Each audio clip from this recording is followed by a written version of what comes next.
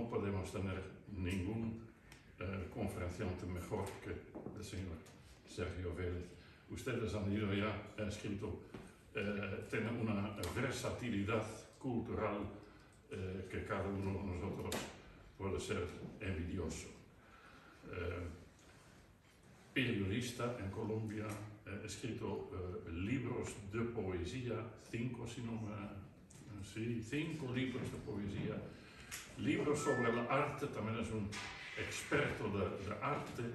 Esta noche no va a hablar, pero de la literatura y sobre todo la poesía es una de sus grandes pasiones.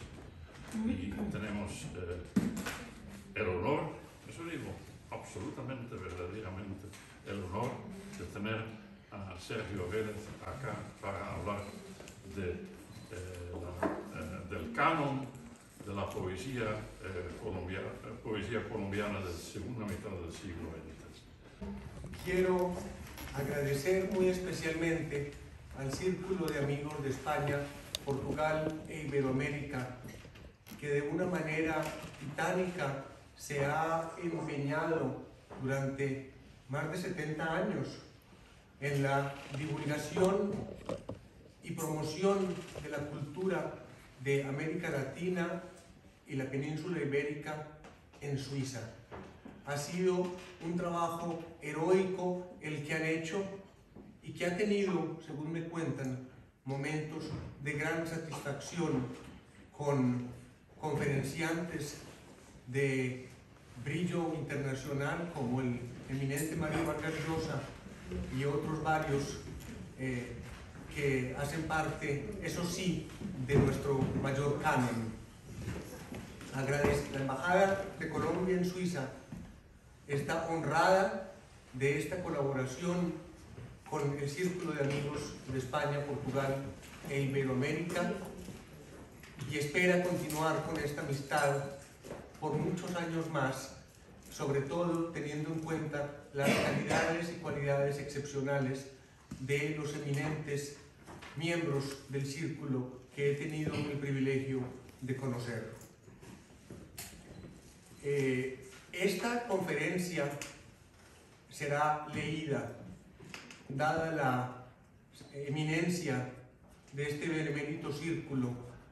Es el modo que conocí en la Academia Colombiana de la Lengua y en la Academia Antioqueña de Letras, de la cual tuve el honor de ser secretario general. Lecturas leídas para no distraernos y para que puedan ser posteriormente compendiadas. Durante una hora hablaremos sobre el canon de la poesía colombiana de la segunda mitad del siglo XX.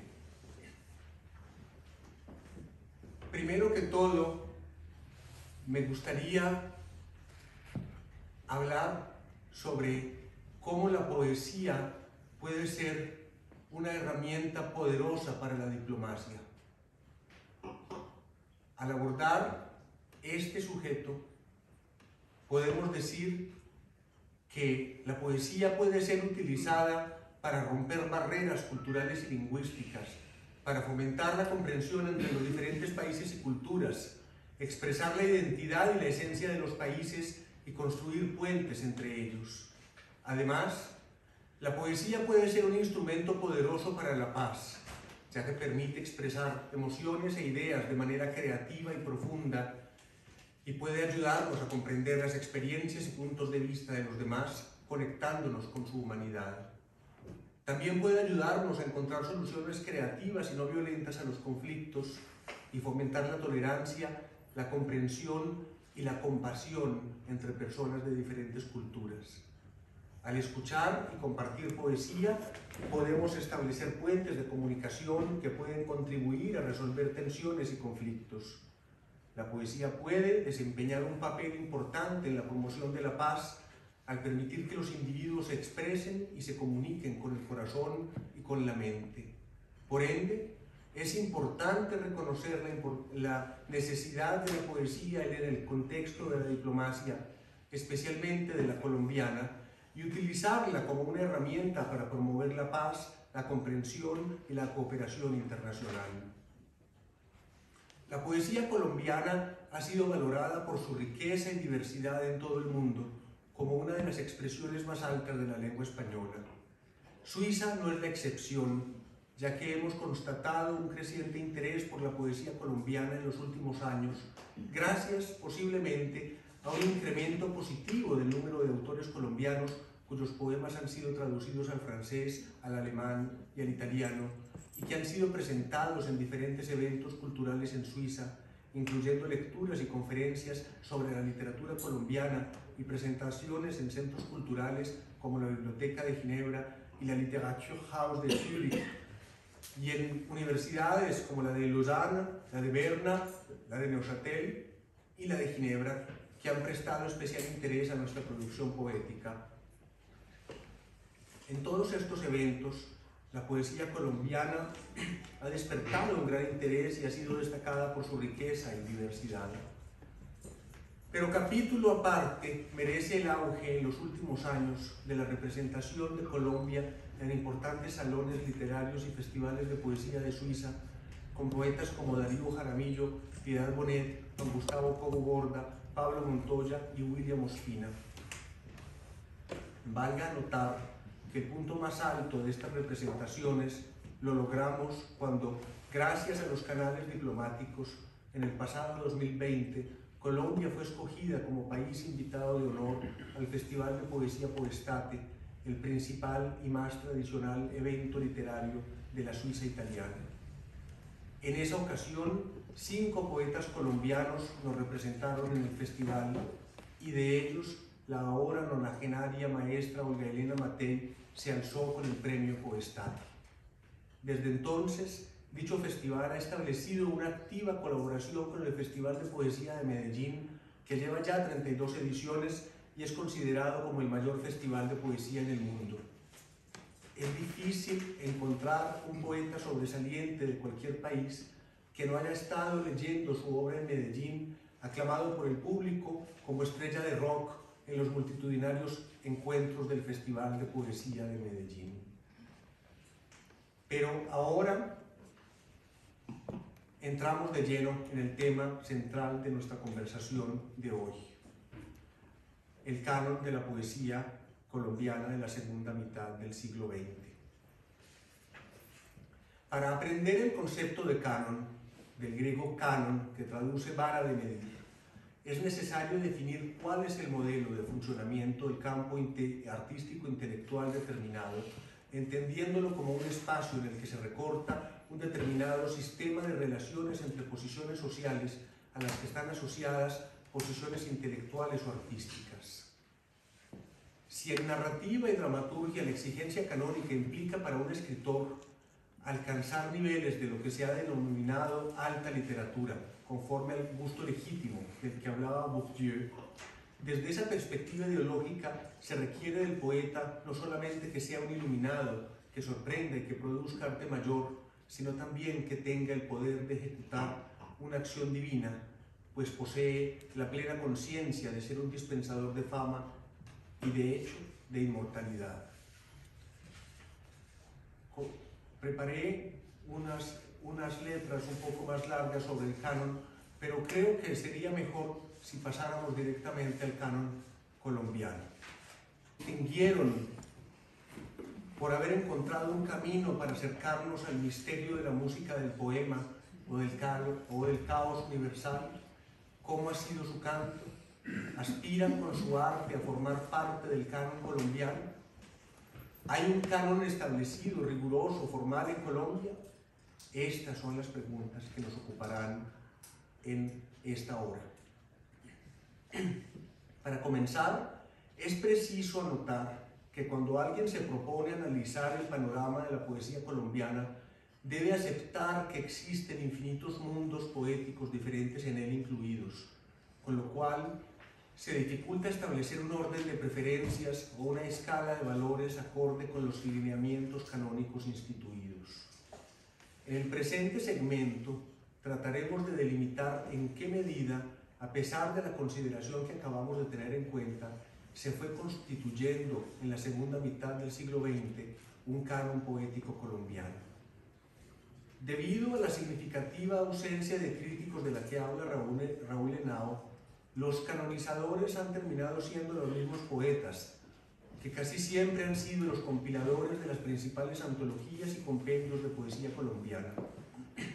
Marín Hincapié, al abordar los estudios de Jiménez Paneso sobre el tema, habla de la hipótesis de que son precisamente los poetas mismos, como lectores y críticos de la poesía de sus congéneres, quienes han determinado en lo fundamental el canon vigente de la lírica colombiana, y considera que los riesgos que esto entraña en el marco de una tradición literaria que para la necesaria consagración canónica en lo esencial no desdeña de la pervivencia del amiguismo como criterio de la selección. La ausencia de escritores que de modo regular y persistente ejerzan la crítica literaria y poética en Colombia ha impedido, entre otros logros, que se unifique y consolide sobre bases firmes el canon definitivo, o por lo menos optativo, de las letras nacionales, dice Henao en su breve estudio sobre el canon poético colombiano. Sin embargo, para algunos el problema radicaría no en el hecho de que los poetas devengan canonizadores, sino en que este papel sea asumido por periodistas culturales sin autoridad crítica en el campo de la literatura. Al respecto, Olga Elena Matei señala: los periodistas son los que acuñan párrafos y hasta páginas sobre crítica de poesía. El que los periodistas se vuelvan los únicos críticos de literatura tiene de malo que ellos escogen para hacerles críticas elogiosas y hasta sensacionalistas a las personas que son más populares a lo largo de su vida, a través de múltiples actividades notorias que no son propiamente las literarias. Pero, más allá de estos factores, es necesario, en concordancia con iglesias y santos, responder a cómo y por qué un texto o un poeta alcanza la categoría de canónico y permanece en ella. Particularmente, el canon de la poesía colombiana se ha ido forjando a través de antologías, colecciones de poesía, revistas, investigaciones universitarias, premios y notas de prensa.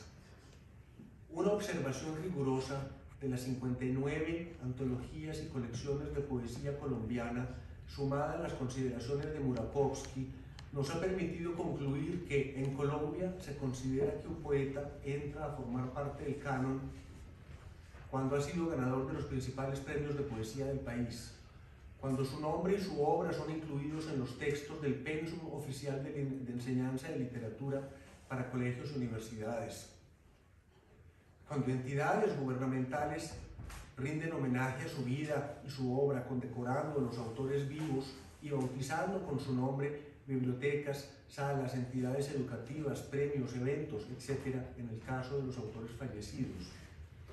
Cuando es incluido en las enciclopedias y diccionarios principales del país.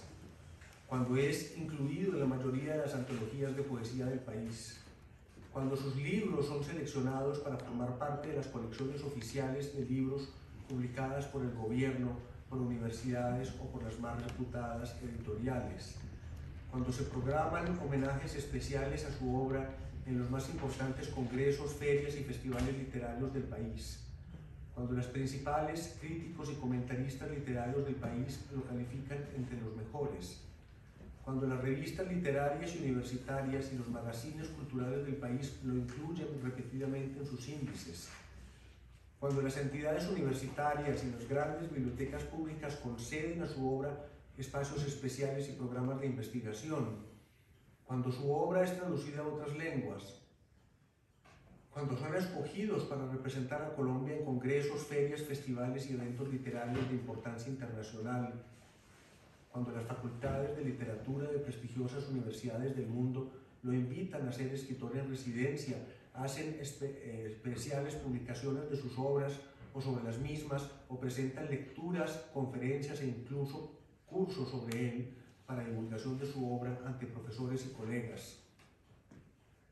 De acuerdo con los parámetros enumerados, conforme a las antologías y colecciones de poesía consultadas, el canon de los poetas más relevantes de la segunda mitad del siglo XX en Colombia, los más publicados y galardonados, los que han sido determinados como canónicos, serían los principales miembros de los siguientes grupos o generaciones. Los nuevos. Comenzando la segunda mitad del siglo XX, los poetas catalogados en el grupo de los nuevos ya habían producido lo más significativo de su obra durante la primera mitad del siglo, pero estaban consagrados como los más venerables maestros vivos de la poesía colombiana. Por esto, los incluimos velozmente en este listado. Este grupo surgió en 1925 con la publicación en Bogotá de la revista Los Nuevos. Fueron sus integrantes más preclaros León de Greiff, Rafael Maya, José Umaña Bernal, Luis Vidales, Germán Pardo García, Alberto Ángel Montoya y Jorge Salamea. Contrario a lo que se vio en otras regiones del continente, en los años 20, los poetas colombianos no fueron impregnados por los movimientos de vanguardia como el futurismo, el surrealismo, el creacionismo y el expresionismo, sino que se constituyeron ellos mismos en vanguardia. Los nuevos proyectaron la imagen de haber sido autoengendrados, hijos de nadie, con lo cual buscaron, como tantas otras vanguardias, rechazar el aporte de la tradición y darle la espalda al pasado. Sin embargo, no pudieron asomar de la nada. Sus principales influencias fueron los poetas Rimbaud, Mallarmé, Claudel, Valéry, Léon-Paul Fargue y Apollinaire, al lado de Tagore, Drieu de la Rochelle, Sandburg, Ezra Pound, Alexander Bloch y Mayakovsky.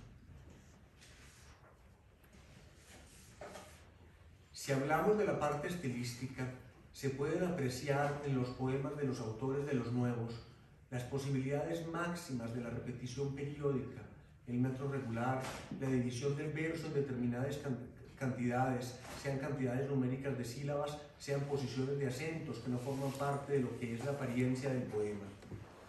Otra de las maneras en que se produce el ritmo en el poema es con la rima, especialmente consonante, final de verso o interior. Conjuntamente, el acento está siempre marcando un lugar importante en el poema y además toda repetición que haya de sonidos que Tinianov entiende por aliteración,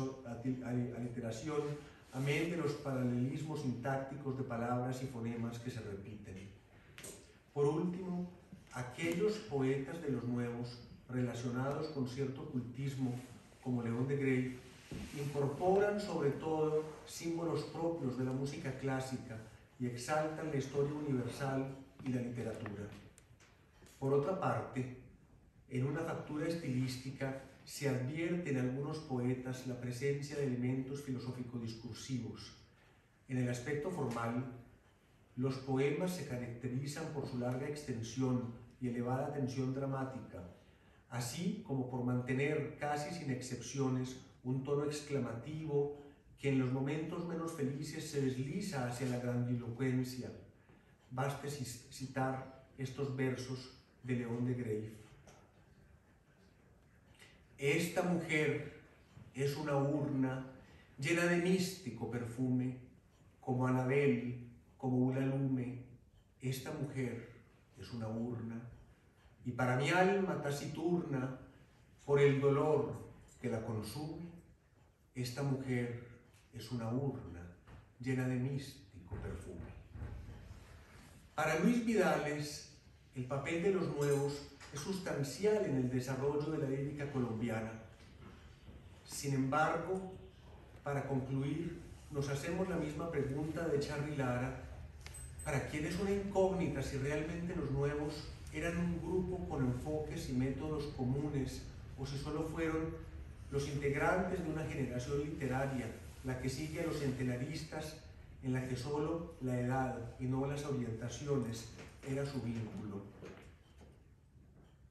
León de Greiff, en un célebre poema, decía: mis ojos no han visto el mar, y vino a conocerlo cuando ya tenía más de 60 años, cuando el presidente Alberto Lleras Camargo, en 1959, lo nombró agregado cultural de la Embajada de Colombia en Suecia. Eso hace parte de una tradición que se estableció en Colombia desde el siglo XIX, dado que la mayoría de los poetas eran especialmente pobres, dedicados únicamente al oficio de su arte, enviarlos a Europa como agregados culturales, no solamente para aliviar sus premuras económicas, así se fuera temporariamente, sino también para que hicieran conexiones con sus pares en el antiguo continente y así no solo sembrar la semilla de la poética colombiana en Europa, sino también traer vanguardias y fomentar nuevas ideas en nuestro país. En el año 2019, quien les habla hizo una investigación sobre cómo el Ministerio de Relaciones Exteriores de Colombia, a lo largo de 200 años, 201 ahora de fundado, ha apoyado la poesía colombiana al haber nombrado a más de 60 de los mayores poetas de la historia colombiana como agregados culturales y embajadores de Colombia en el mundo. Y vale la pena mencionar que entre estos poetas hay uno que no era colombiano, que no es colombiano. Se trata del gran Rubén Darío, quien fue nuestro cónsul de Colombia, amén de muchos otros que me abstengo de mencionar, pues como les digo, son 60. Para continuar con este recorrido, quiero hablarles ahora de la generación de Piedra y Cielo.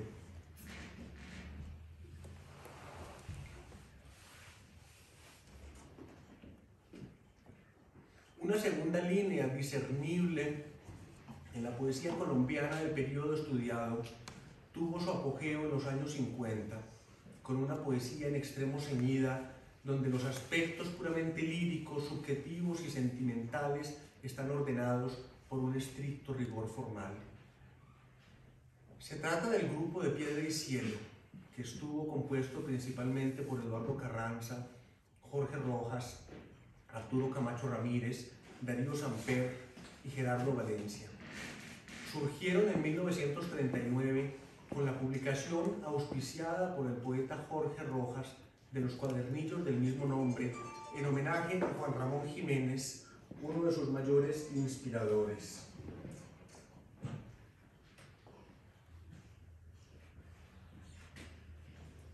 Amén de Jiménez, recibieron la influencia de la poesía española de García Lorca, Guillén, Salinas, Alberti y Alexandre, y de la americana de Neruda y de Huidobro. Según Arango Ferrer, los dos flancos piedracielistas son el vanguardismo americano de Camacho Ramírez y el hispánico o tradicionalista de Carranza, quien después fuera embajador en Madrid, precisamente. La de los autores de Piedra y Cielo no es una poesía intelectual, aunque haya sido producida por grandes intelectuales. De temáticas usuales, la mayor parte de su obra es amorosa o de sensibilidad a las personas y al mundo que nos rodea. Usaban una retórica netamente romántica y apelaban constantemente a las figuras literarias. Los piedracielistas, poetas muy fecundos, consagrados al oficio como grupo, cuya poesía, al contrario de los miembros de otros grupos o generaciones, sí era muy parecida, son reconocidos por haber sido muy sonoros, muy rítmicos.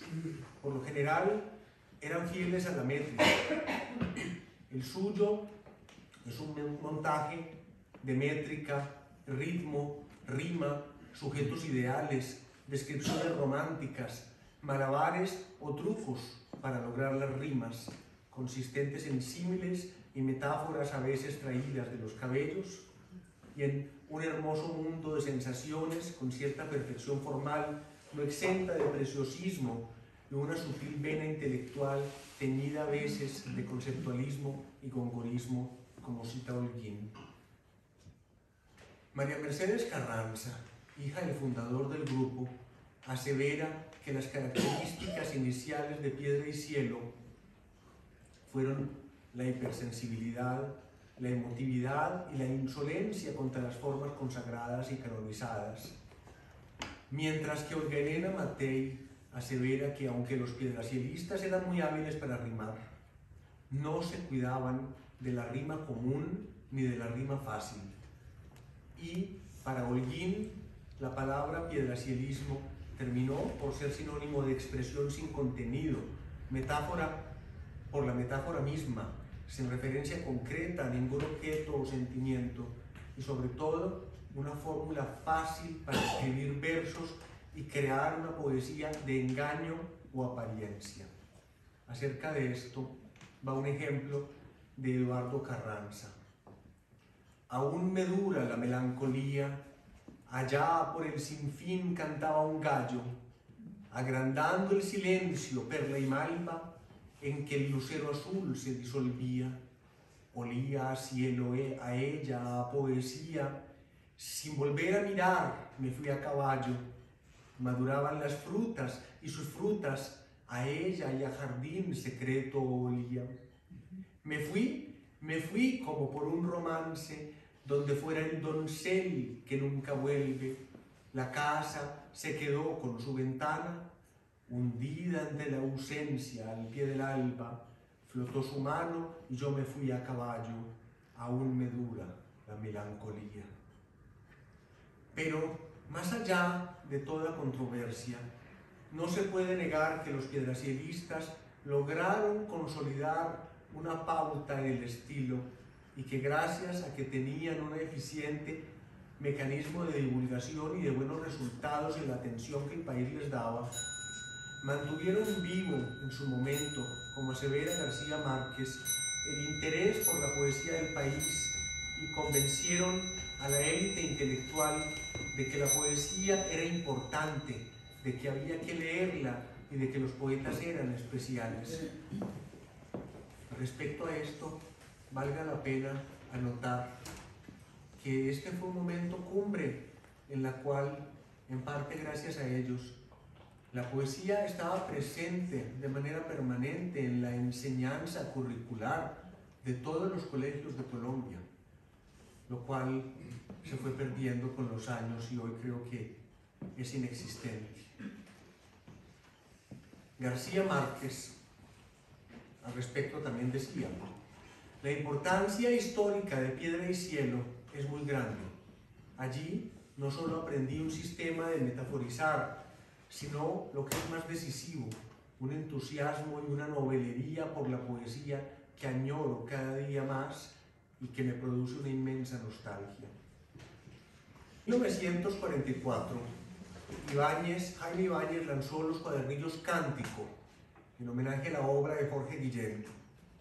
Los poetas escogidos para ser publicados, que también fueron llamados los cuadernícolas, fueron influenciados por Neruda, por los poetas españoles y por los piedracielistas, pero se mostraron como una generación que pretendía reaccionar en contra de la de Piedra y Cielo, en busca de una poesía más auténtica, depurada y profunda, como dice Holguín.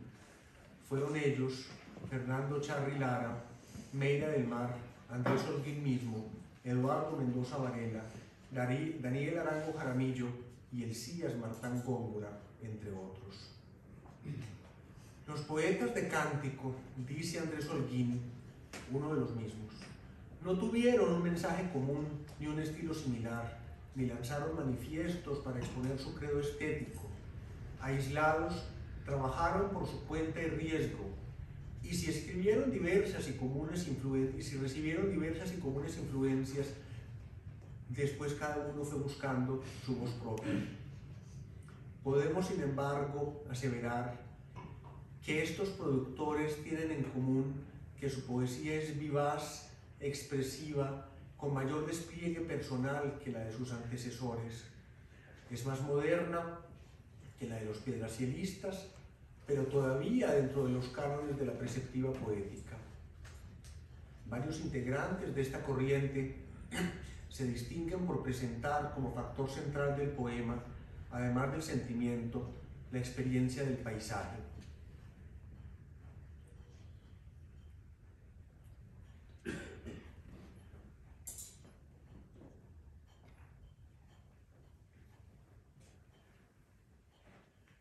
Los integrantes de este grupo son poetas con predilección por los distintos ámbitos geográficos no urbanos, y esto se percibe claramente en su rica y honda vivencia de los elementos propios de su lar. Es poesía lárica en su más pura acepción. Meira del Mar es su exponente notable, según mi parecer. De su grupo, solo ella, Elías Martán Góngora y Fernando Charly Lara podrían ser considerados como canónicos en la poesía colombiana. La obra, no muy fecunda, de Del Mar está llena de armonía, de ritmo, de buenas rimas. Es evidente en su trabajo una sensibilidad extraordinaria, habilidad para forjar metáforas delicadas, levedad en las descripciones y una visión romántica de lo que la rodea, encajada en el estilo de la poética de su juventud. Hay que decir, sin embargo, que es repetitiva y que son muy pocos sus temas. Amiga no solamente de los poetas de cántico, sino también de los autores del grupo de La Cueva, entre ellos Gabriel García Márquez. Es respetada como una de las más gloriosas mujeres poetas colombianas del siglo XX. Sensible y profunda, sus recuerdos personales conmueven. De tanto quererte mar, el corazón se me ha vuelto marinero y se me pone a cantar en los mástiles de oro, de la luna sobre el viento. Aquí la voz, la canción, el corazón a lo lejos, donde tus pasos resuenan por las orillas del puerto. De tanto quererte mar, ausente me estás doliendo, casi hasta hacerme llorar. Mar, y es como si de pronto se hiciera la claridad. Ángeles desnudos, ángeles de brisa con luz, cantar del agua que danza una zarabanda de cristal. Islas, olas, caracolas, grito blanco de la sal, y el corazón de latido en latido dice mar.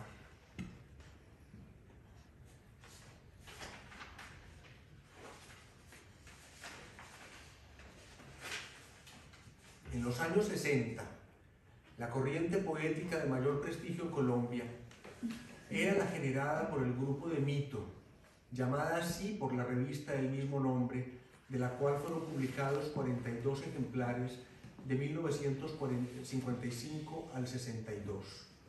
Los dos máximos exponentes de este grupo, Eduardo Cotelamos y Jorge Gaitán Durán, murieron prematuramente cuando estaban en el cenit de su actividad lírica. También hacen parte de esta generación Dora Castellanos, Rogelio Chavarría, Álvaro Mutis y Fernando Arbeláez. Holguín, en su antología crítica, incluye al Nobel Gabriel García Márquez entre los poetas del tiempo de Mito, no solo por haber comenzado como poeta su carrera literaria, sino muy especialmente porque su obra en prosa está tan impregnada de poesía que sería un error no incluirlo, dice Holguín.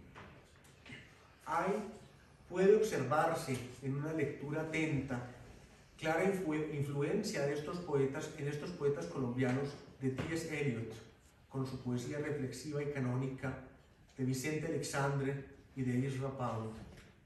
Estas influencias son evidentes e incluso excesivas, por ejemplo, en Eduardo Cotelamos, quien en apariencia hizo de la actividad poética su actividad secundaria.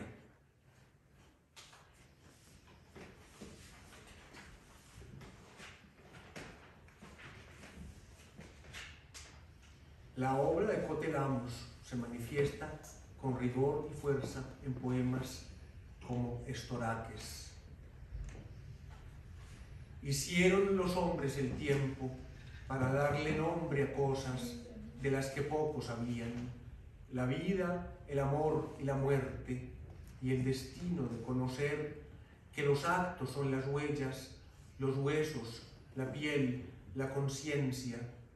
Luego comenzó la guerra de las cosas, chispas no sacaban las armas sino tierra, las espadas como labios se rajaron de sed, contra relámpagos de sequía, contra la bota implacable que caía, pero nunca la tregua.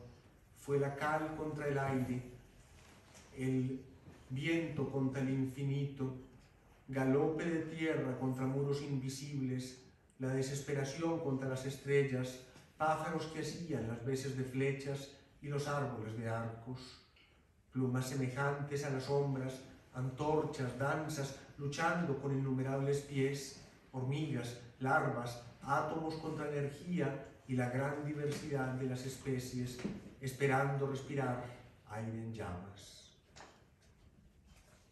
Sus versos nos transmiten una sensación de catástrofe y una sensación de orígenes, una sensación de mundo que termina y también de mundo que empieza, como si en él se hubiera hecho carne el precepto de Eliot: en mi principio está mi fin. El nadaísmo. Cabe señalar que aunque la influencia primordial que se percibe en los poetas que hemos considerado es la línea que caracterizó a José Asunción Silva del siglo XIX y a sus herederos parnasianos y piedrahielistas, no puede ignorarse que en el decenio de 1960 se superpone otra tendencia, la del nadaísmo, influenciada por la llamada poesía maldita de Rimbaud, el Lautréamont, y muy especialmente por el nihilismo, influencias que acarrean peculiaridades distintivas en el plano expresivo, según los diferentes poetas de este nuevo grupo.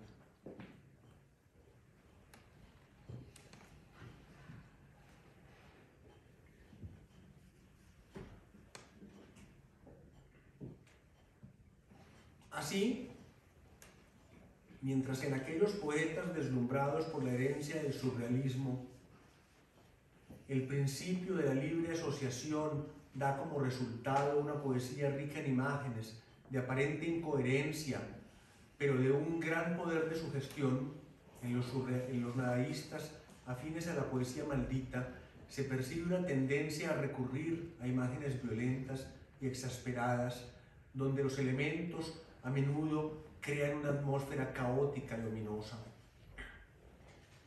Gonzalo Arango fue el líder de este grupo y su representante más importante. Otros poetas que lo siguieron fueron Amílcar Osorio, Eduardo Escobar, J. Mario Arbeláez o Jaime Jaramillo Escobar o X504, entre otros. Centrado en la narración de sucesos cotidianos, el nadaísmo exponía momentos comunes de la sociedad y aunque en apariencia la obra de algunos de sus integrantes carecía de criterio analítico y se abstenía de expresar juicios consecuentes, esas simples descripciones manifestaban un empeño contestatario, crítico de la gente, de la vida, cargado de ironía. La obra de estos poetas no tenía un contenido tradicionalmente bello o poético, como la de los piedrahielistas. El contenido era la vida diaria. Su vena heterodoxa, impía, aparece claramente en su poesía. Profanación y escándalo fueron protagonistas de su obra. Obraban en grupo. Llamaban atención por medios externos a la poesía para que la gente les prestara atención. Se constituyeron así en un grupo de importancia porque saturaban la prensa y sorprendían a la comunidad declarando fuertemente que ellos existían y que eran poetas.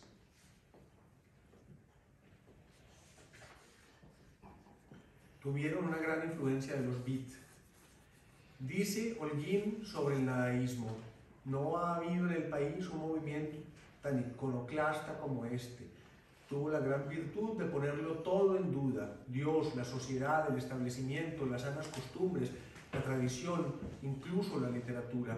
Todo ello con originalidad, con bruscos conceptos, rasgos de ingenio inesperados, con rebeldía auténtica que suscitaba antagonismos extremos. Significó una ruptura y una apertura, con agresividad, pero con toques de ternura, pureza y con convicción casi fanática. Se rebeló contra todo, ya que no hallaba asidero en nada. El fundador, Gonzalo Arango, escribió: los nadaístas invadieron la ciudad como una peste, de los bares saxofónicos al silencio de los libros, de los estadios olímpicos a los profilácticos, de las soledades al ruido dorado de las muchedumbres, de sur a norte, al encenderse de rosa el día hasta el advenimiento de los neones, y más tarde la consumación de los carbones nocturnos hasta la bilis del alba. Va solo hacia ninguna parte, porque no hay sitio para él en el mundo. No está triste por eso, le gusta vivir porque es tonto estar muerto o no haber nacido. Es un nadaísta porque no puede ser otra cosa. Está marcado por el dolor de esta pregunta que sale de su boca como un vómito tibio, de color malva y emocionante pureza. ¿Por qué hay cosas y no más bien nada? La antipoesía de Olga Elena Matei surge como una reforma al nadaísmo cuando la poeta se da cuenta de que en las tendencias de este puede haber un contenido. Los nadaístas no expusieron, no aprovecharon el contenido para poner juicio crítico. Hacía falta la solución. La antipoesía, en cada poema, utiliza los mismos contenidos, pero les pone el segundo término, la visión crítica sobre la humanidad expresada en términos sarcásticos, burlescos o amargos, dice Matei. Yo soy una señora burguesa con la barriga inflada y escribo poesías con dolor de garganta. He sido niña prodigio, muchachita insoportable, mala estudiante, reina de belleza, modelo, de esas que anuncian sopas o telas o artículos diversos. Me metí en este lío inevitable de enamorarme y sacrificar a un pobre hombre hasta convertirlo en un marido, sin mencionar de paso en qué me he convertido. Y cometí el abuso social imperdonable de tener 5 hijos. He fracasado como madre, como esposa, como amante, como lectora, como filósofa. Lo único que puedo hacer mediocremente bien es ser señora burguesa y despreciable, imperdonablemente inútil. Y eso es precisamente lo que me infla la barriga y me hace escribir poesías con el dolor de garganta que me saca la rabia, porque todos los días me acuerdo del hambre y la guerra, que son tan reales como las señoras a la misma hora en que estoy sentada aquí como una pendeja. En los años 60, 70 emerge en Colombia una nueva generación de poetas nacidos en los 40 y 50. Fue bautizada como la generación de golpe de dados, teniendo en cuenta la importancia de la revista del mismo nombre, fundada por el poeta Mario Rivero. Sin embargo, otros la han llamado la generación sin nombre o la generación desencantada. Entre estos creadores, sin visión poética común, destacan María Mercedes Carranza, Piedad Bonet, José Manuel Arango, Juan Manuel Roca, Harold Alvarado Tenorio, Darío Jaramillo, Raúl Gómez Catín, José Luis Díaz Granados y Jaime García Mafra. Estos poetas crean una atmósfera de fácil comunión con el poema, el cual se entrega al lector como un testimonio del lirismo implícito en el mundo de la experiencia diaria. Tales características determinan que esta línea poética no tenga, además de la sencillez en el lenguaje, otras peculiaridades formales, más o menos fijas, pues la forma se adaptará libremente al contenido que en cada caso conlleva el contacto con la realidad. Los mayores exponentes de esta generación desencantada es Juan Manuel Roca. Acepta y reconoce este poeta antioqueño influencia de Silva en su magnífico monólogo sobre José Asunción Silva, cuando se instala en las construcciones secretas del vacío que heredó del maestro. Desde sus primeras letras ha sido identificado con una poesía que se plasma como nunca en el interés profundo por la forma, por el artificio verbal, por la creación a través de la palabra y sus modos de combinación, como dice Candelaria Posada. Por lo cual, pero ¿cuál de todas las corrientes anteriores ha influenciado a Juan Manuel Roca? Podría decirse, sin desmedro de ninguna, que por todas. Pero esto le ha planteado sin duda un problema serio, no ideológico, sino de lenguaje, luego quizá de cierta visión o epifanía del mundo percibida a través del cuerpo de una persona amada y el deseo de expresar ese sentimiento con palabras.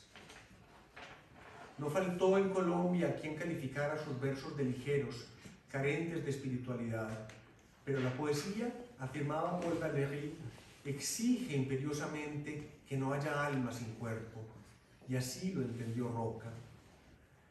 Me dieron un cuerpo y a ese cuerpo un nombre. A ellos me acostumbro como el tigre al rugido. Habito ese cuerpo como un escenario, pero al tiempo que actor soy director. Soy su amotinado público. Me acostumbré al armazón que me dieron en préstamo, de la que a veces abuso como tierra de nadie. El pobre cuerpo se venga cuarteando el decorado, haciéndome doler telón adentro. Si me llaman por el nombre, por mi duro apellido de la edad de Altamira, es como si a él lo llamaran, como el silbo del cazador a su perro más fiel. Si alguien me prodiga halagos o improperios porque escribo poemas, puede hacerse el que es con otro, con un desquiciado que lo habita, pero soy quien lo habita o quien cree habitarlo. En cuanto a las mujeres de esta generación, un párrafo aparte exige la mención de la poeta colombiana Piedad Bonet, para quien la poesía es el verdadero rostro en un mundo sin máscaras y el amor y la esperanza en un mundo de dolor y frustraciones. Su poesía está hecha de 3 elementos: una inteligencia crítica aguda, la vida secreta de una patria en la que de noche navegan por los aires los fantasmas, y finalmente una fuerte alianza con la prosa. Es perceptible en sus novelas y en su obra poética la presencia del concepto bodeleriano de una prosa desnuda y de una poesía pura incorporadas igualmente al verso, tanto que muchas veces hiere los oídos de los clásicos acostumbrados a las consonancias tradicionales.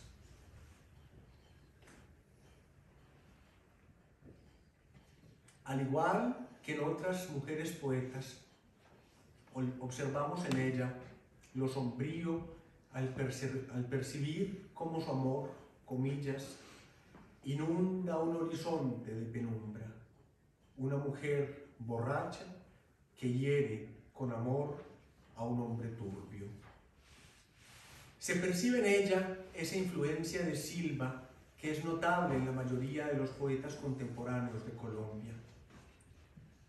Continuando con la línea del tiempo, se hace necesario referirnos también, aunque someramente, a la poesía colombiana de los decenios de 1990 y 2000, los que, de acuerdo con Mario Rivero y con James Alstrom, son los que nacieron después de 1970, fecha hasta donde llegaría el corte de los de la generación de golpe de dados.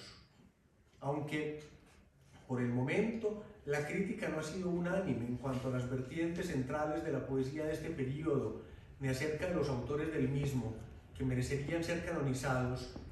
Si se analizara exhaustivamente la producción de los poetas colombianos que comenzaron a publicar en este lapso, podrían distinguirse varias corrientes. Díaz Granados se refiere a 6. La crítica y autoirónica con autores como Andrea Cote, Botero y John Galán Casanova. La coloquial presente en poetas como John Junieles, Catalina González y Juan Carlos Acevedo. La filosófica con exponentes como Felipe García Quintero. La de perfil barroco, en la que sobresaldría el poeta Alejandro Burgos Bernal. La de corte prosaico y narrativo, con exponentes como Ricardo Silva Romero, Felipe Martínez Pinzón y Pascual Gaviria. La lírica formal, con autores como Giovanni Gómez. La de inspiración territorial, representada por aquellos escritores de la región que sienten profundamente su tierra, el lar, la cultura, la etnia, entre ellos Loren Mendihueta, Marta Quiñones y buena parte de los poetas afrocolombianos que comienzan a darse a conocer en estos periodos. La existencialista de raíz sartreana, que presagia la temática de la soledad del hombre frente al misterio ontológico y la inutilidad del poeta en su búsqueda de lo inefable, todo ello aderezado con teorías estéticas en defensa de la poesía pura. Aquí es posible mencionar a autores como Lucía Estrada y Federico Díaz Granados, y me honra el hecho de que algunos críticos generosos me incluyan en este grupo, pero yo de ningún modo tengo aspiración alguna al respecto. Sin embargo, a muchos de los poetas de estos 2 decenios todavía no es posible ubicarlos en ningún movimiento o corriente con poética y estética comunes, sino que es necesario referirse a ellos como seres individuales, cada uno en su laboratorio mental, que aprendieron de sus maestros a buscar un lenguaje donde la belleza no esté confrontada con el sentido. La escasa bibliografía crítica sobre los poetas que comenzaron a publicar en este periodo y la falta de consenso acerca de si ha habido escuela o escuelas canónicos en el mismo nos hacen concluir que es necesario que el sedazo del tiempo se encargue de situar en su correspondiente sitial a los poetas de estos decenios que logren escaño en el santuario del canon. Hasta aquí las líneas particulares que hemos podido discernir dentro de este panorama de la poesía colombiana, pero cabría agregar algunas consideraciones al respecto.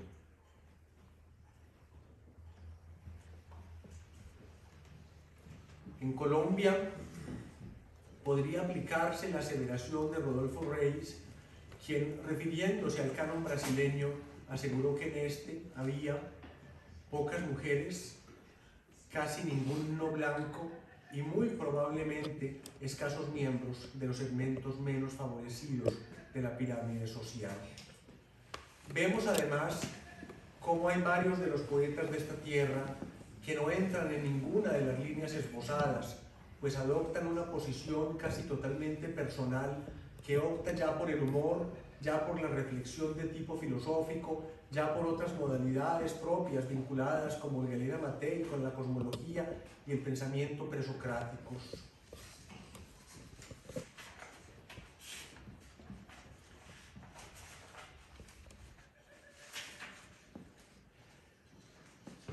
En segundo término, hemos detectado un elemento común que por encima de líneas y tendencias se advierte en los autores hasta aquí mencionados. Es la conciencia del valor esencial de la poesía, la común asunción del quehacer poético con toda la seriedad que su alto valor exige. Inclusive cuando el poema adopta un tono de ironía o de humor, detrás de él se siente una entrega seria y profunda al acto de poetizar.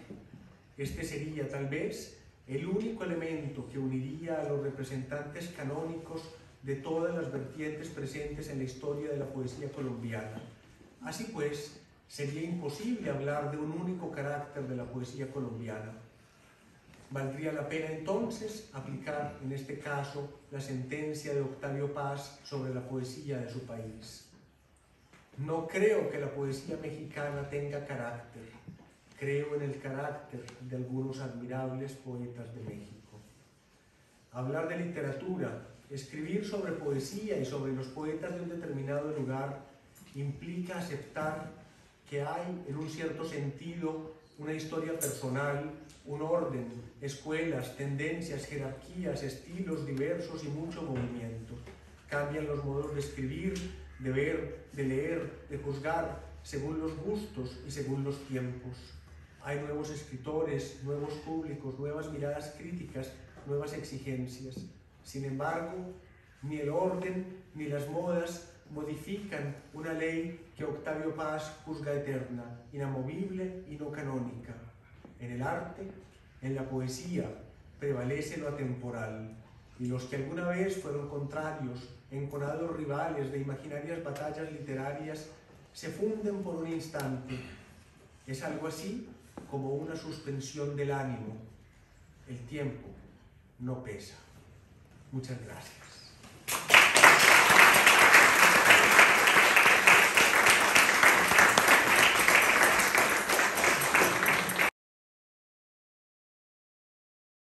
¿Tú tenías una pregunta? Sí, yo tengo una pregunta. Al principio de la conferencia estabas hablando sobre que los periodistas que critican la poesía no se dedican a la poesía. Y me parece un tema que hoy en día se ve mucho, no solo en la poesía, en distintos temas. ¿Cómo lo ves hoy en día? ¿Cómo lo ves tú desde tu punto de vista? Tienes razón en lo que dices y en lo que dice el párrafo que leí de Olga Elena Matei al respecto. En efecto, dada la escasez de publicaciones literarias en Colombia y la poca circulación y alcance de las escasas que hay, pues el público, el gran público, lo que conoce es lo que sale publicado en los medios principales. Y esto es escrito por periodistas, muchas veces no expertos en temas culturales, sino formados para cubrir toda suerte de fuente periodística. Son periodistas que a veces cubren económicas, deportes, política y tal vez cuando estén castigados los mandan a culturales.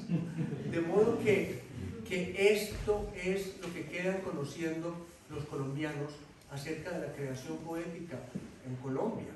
Y muchas veces es basado en anécdotas particulares del poeta, situaciones especiales o dramáticas de su vida, o incluso en la misma belleza física de los autores, como ha ocurrido en numerosas ocasiones.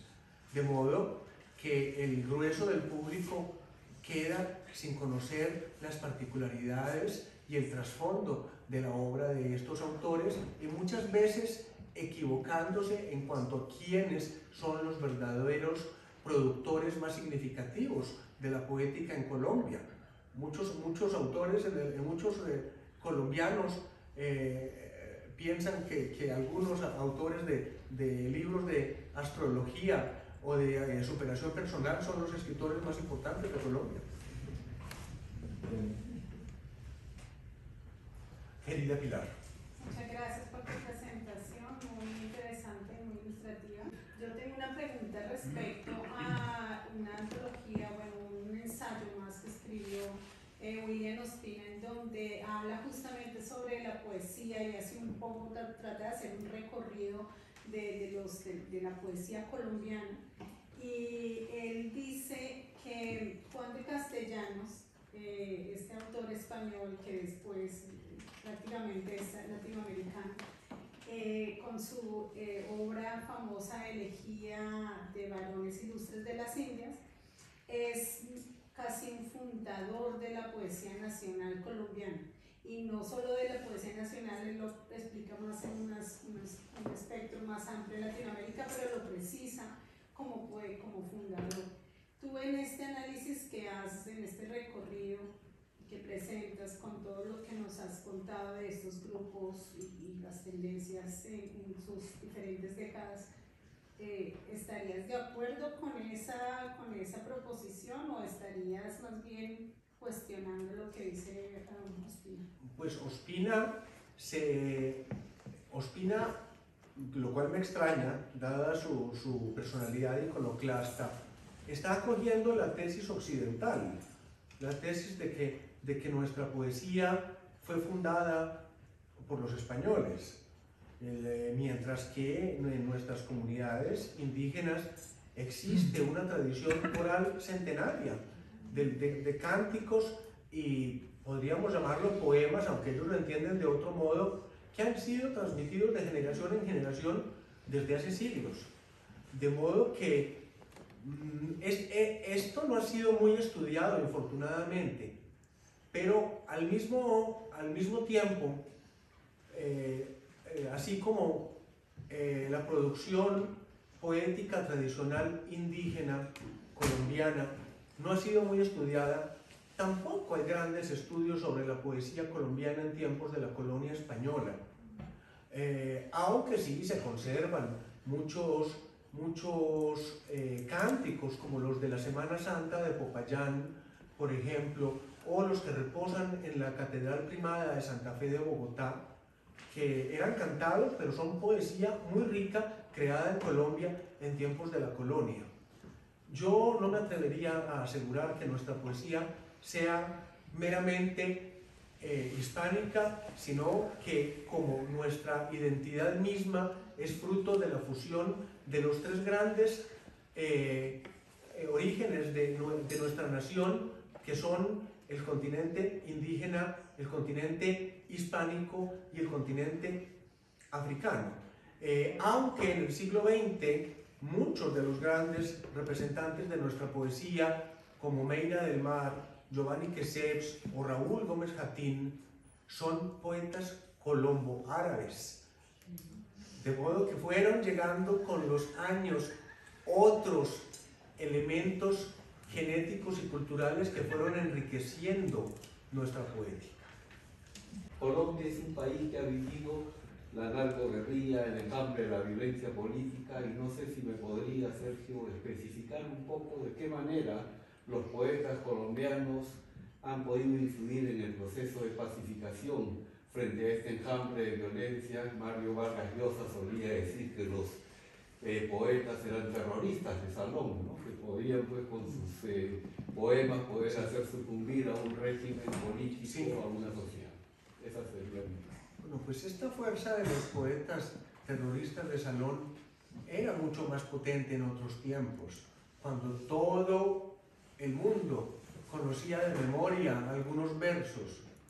Ahora, tal vez debido a que se perdió la rima, ya la gente no aprende poemas, porque la rima facilitaba la memorización.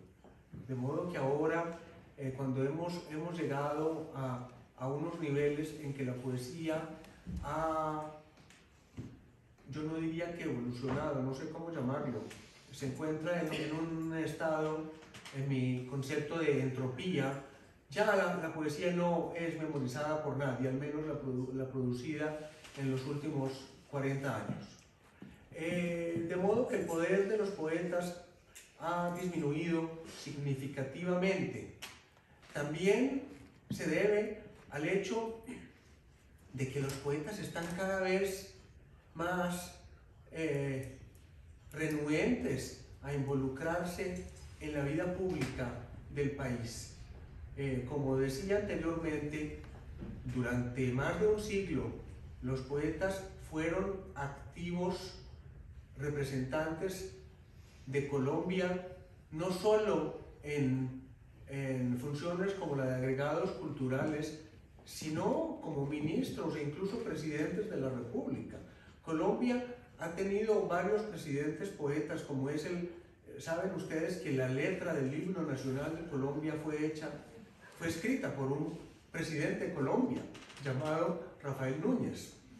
Y después vinieron José Antonio Caro, José Manuel Marroquín, el mismo recientemente presidente Belisario Betancur, que fue un gran apóstol de la poesía y el gran fundador de la Casa Poesía Silva, el gran ente de la protección y promoción poética en Colombia. Pero aparte de esto, en la actualidad los poetas sí están trabajando por la paz en Colombia. Como mencionaba, se celebra todos los años el Festival Internacional de Poesía de Medellín, que es catalogado como el más grande del mundo, con centenares de poetas invitados que aunan a miles de espectadores, cosa que no ocurre en ninguna otra latitud, según conozco, que haya recitales de poesía con 5.000 espectadores, casi como estrellas de rock, como lo dije en un momento. Esto es algo inusitado, inédito. Y estos poetas se centran en alcanzar la paz. Ese ha sido su objetivo y muchas veces han tenido ese ideal, aunque muchos de ellos, al decirse pacifistas, se abstienen de renegar de regímenes que no son necesariamente pacifistas. Entonces, se dicen pacifistas, pero no critican a regímenes autoritarios que están en contra de las libertades y, por ende, de los derechos humanos y de la paz. Pero al menos de nombre, sí están unidos en torno a la lucha por la paz. Y si la poesía nos ayuda a comprender al otro, a meternos en las vivencias del otro, a comprender su yo de un modo pacífico, pues termina contribuyendo a que nos comprendamos y a que nos toleremos.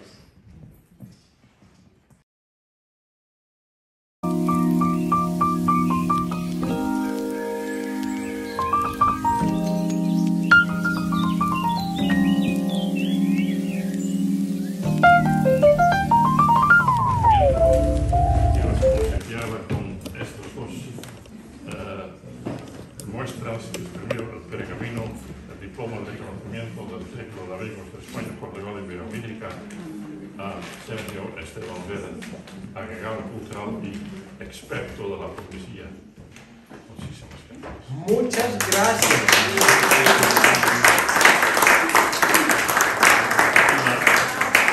Una medalla del título también para ti, Sergio, como nuestro enorme agradecimiento.